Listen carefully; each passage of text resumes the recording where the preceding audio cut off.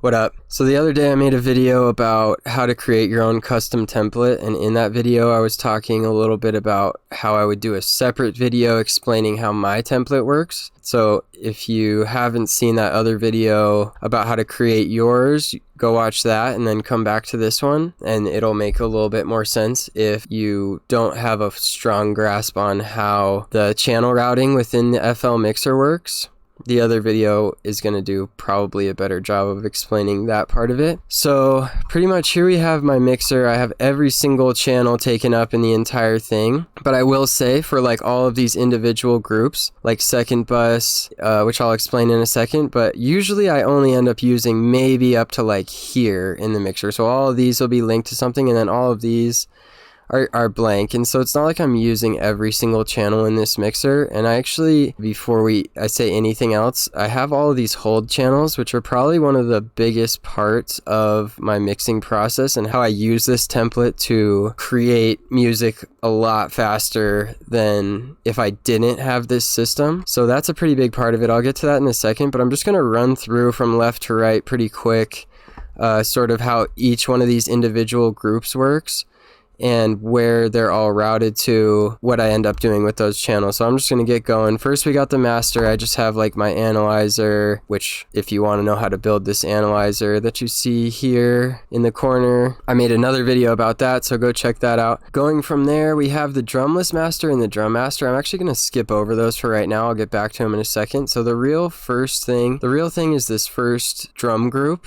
And that's pretty much just kick 2, snare layers, ghost, pretty much just drums that are in every single one of my songs, no matter what the genre is, what I'm trying to work on. It's like every single track is going to have these. So that's why I have them individually layered, just because they're always going to be there. And so now I have a specific place to put all of these different drums that I know are going to show up in my track. Going from there, all of these drums are routed directly to this drum master channel, and so every one of the drums in the entire song is going to end up here before it ends up at the master bus. That way I can do like a group compression on all of them, do a group EQ, especially in the final stages of making a song. All of these run straight to the drum master. Then we got the top bus, which is in the bus we have just a low cut, so I know anything going into this channel, into any of these channels, is going to hit here first, and it's going to have the low cut so that I don't have to worry about doing that individually on these channels.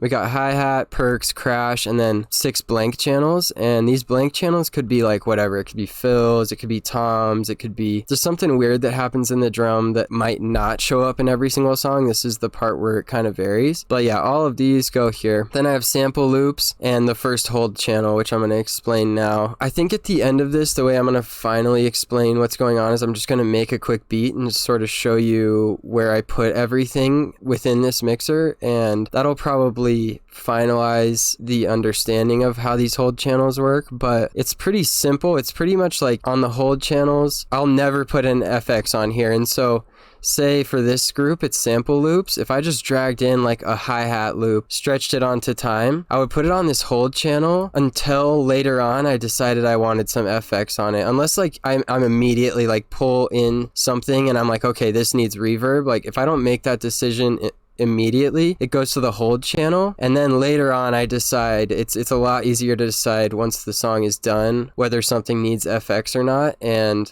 it really helps me just keep my mixing process within the bounds of like, I only change volumes. Like the only kind of mixing I do until the song is actually like fully arranged and done is pretty much just volume stuff, and then stuff that immediately I know, like sometimes I'll drag something in and you just know it needs some kind of EQ right when you drag it in. So do that on the spot, but a lot of times you won't be making those decisions until the end of the track, and that's when you really gotta start doing more of the creative mixing.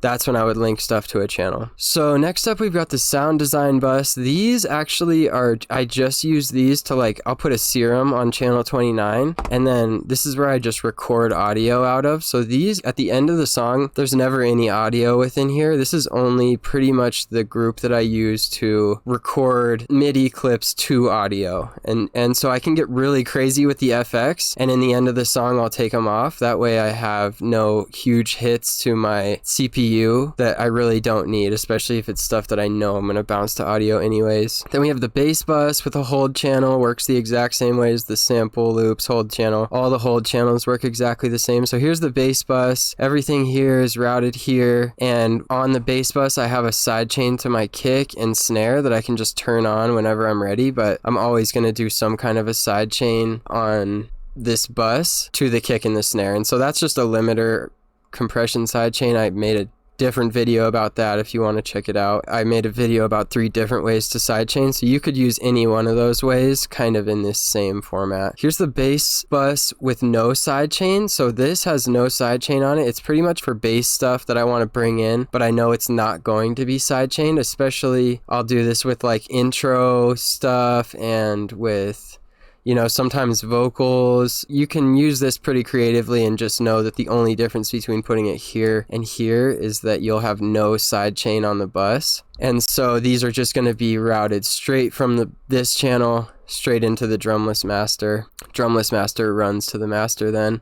And it kind of works the same way as the drum bus, where like maybe in the very end of the whole thing when the song's done, I'll do some kind of a bus mix down on here, or even like a quick bus master, and just get the levels of everything in the song that isn't drums up to its loudest potential and get it clean. Maybe I need to do just like scoop out some mid-range of the entire thing or boost some highs to make it a little bit sharper all around. That's where I'd do that. And going through, we've got the individual sidechain, and this is with a low cut on it.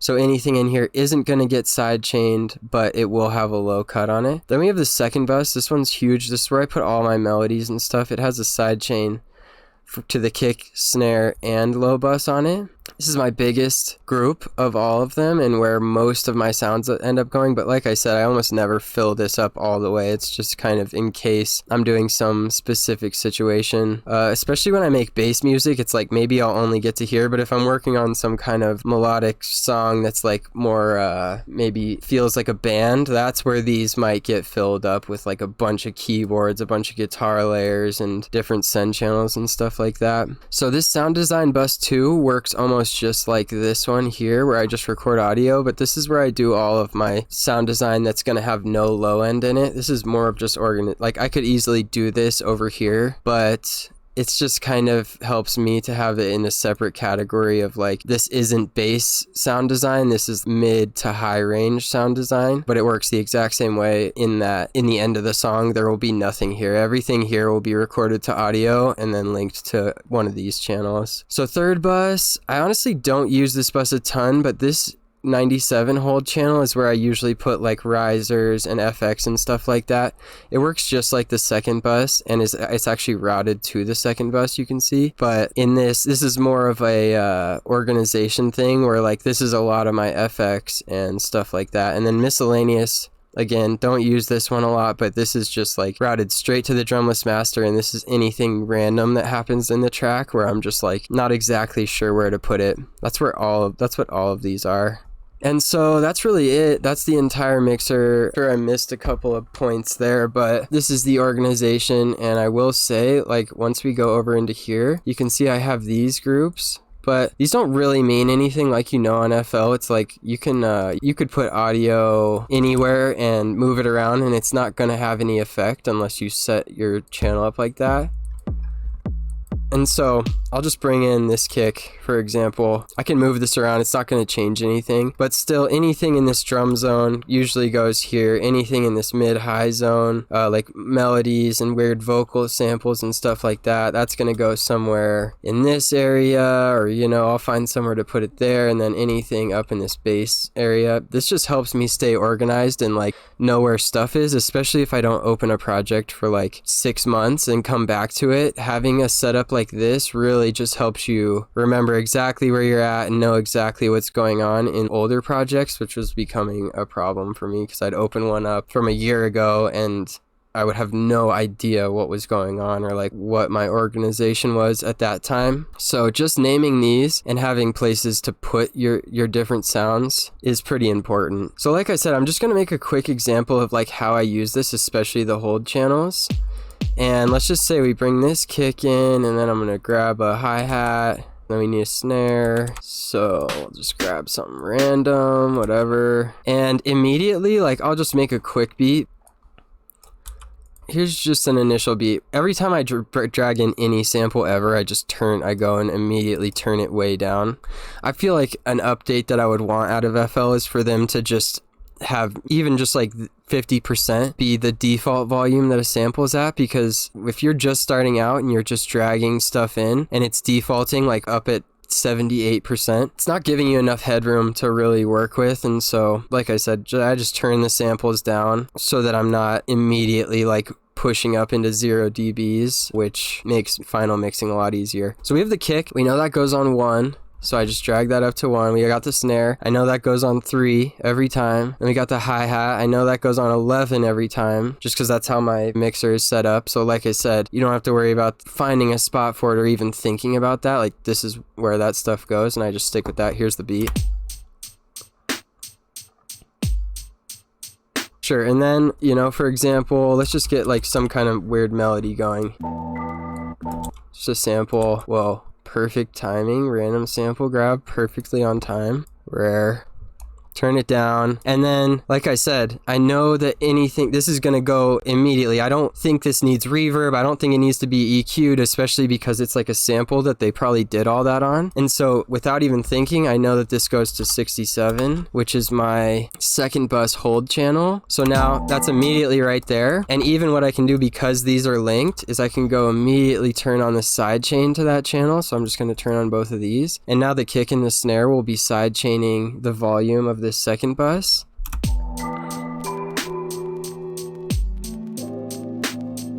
See that? So I don't even have to worry about that. That's already done. And then, for example, let's bring in a bass. This sample is in E, so let's just do like an 808 kick. We'll find one that's hopefully in C. There's one. That's in C. Lex Luger 808. So I'm just going to make this an E note. Sure. And we're just going to have that match the kick. It's not going to be anything crazy.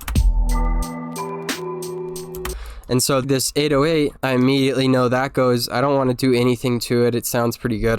If I want to distort it or something, I'll do that later, but I'm just trying to focus on like getting my idea down for the song. So I'm just going to put that on 35, which is my bass hold channel. So that's just going to sit right here. It's on the bass, but I know there's never going to be FX there. And now I can move on. I know it's linked to the channel.